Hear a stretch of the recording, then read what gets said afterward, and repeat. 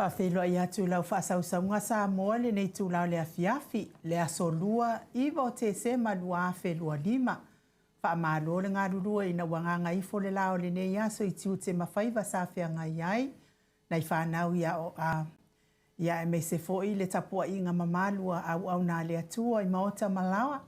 Le au sina se tātou atunu o tupu mai e o Samoa. E wale ngata i Samoa nei, ia a o Samoa o e o whaafonga mai i atunu e mamau. Malo ngā lurua e malo fo i le tapuai. Maota o Samoa malana o nanga masani, tu sa o atu i Samoa nei.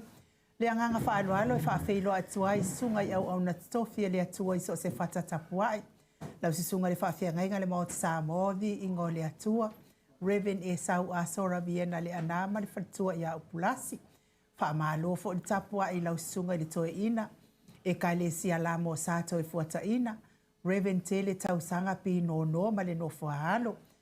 Ia e mes fo i le whaamalo le tapua i ngā mamalu le sunga i le toe ina malo lo pensiona i a Tabita Roma. Ma le whaletua i a Tainua Roma. Basta whaatili matulino si a mua ma le whaletua. Me se fo ia le sunga le epikopo ia Sianava, te vita ki o Sianava, ma le whaletua ia Jacinta. Ma atua malolo, manu malo, Reverend muli anga telesoti ma Potafo. Pasta ia Kopolama ma ainga, senior pasta tai aunga Frost ma le whaletua. Pasta muli anga abi isaba inaya ma le whaletua ia Saipeti, pa ia o ainga matama. Le uso ngā pule matumua i tu au, ma la tau ainga le tai, ma le wa ofonoti, ma se le tapua inga mamaru. Sio tātou atunu, sio tātou motu mai sa i asua, ma le vai whanua. Fofo ma ai tūlangi sa ole masale au mua ma le lau niu na sa e lua. Le awhiwhi o whaatu to o whale ula lau na mtasi ma upu ia te ole motu sa. Whawhelo ai fo ima. Whaamalo i le tapua inga mamaro le awhionga i le amamalo sa tātou malo whapelepele o sa moe la na awhionga le tui. Tui a ana tui ma le ali whano wa le to a so a lau vi le lua ma lo masiofo. Me se fo i le awhionga tai sili le Grand Chief o Papua New Guinea.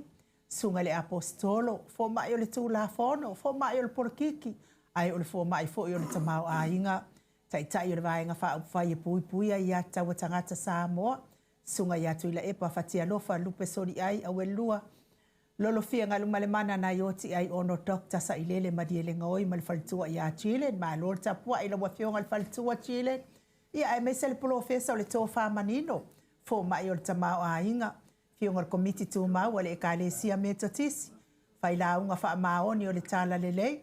Whai a onga sini o le Universitea Samoa. Professor Dr. Afualo luanga lau wha amoe tau loa.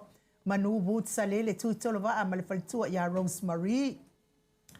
Ia e ale wha salauta le ainga sātun mafono ma tapua i mamao mai.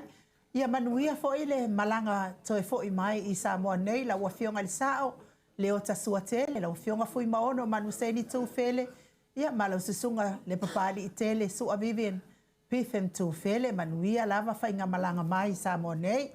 Superhero nei porkalame la wafionga le li whaipula le tu malofa le atatolu. Talenga le ala le pule la wafionga fe pule a i matafeo tu puola tu au pepe le ala manua le ala au loto. Rimoni a iafi ma le faltua i a Sharon. Malonga lua Sharon. Professor le soifua malolo ina Dr. Leusa tole foa tu pa Samau take na seri. Ma le whaletua.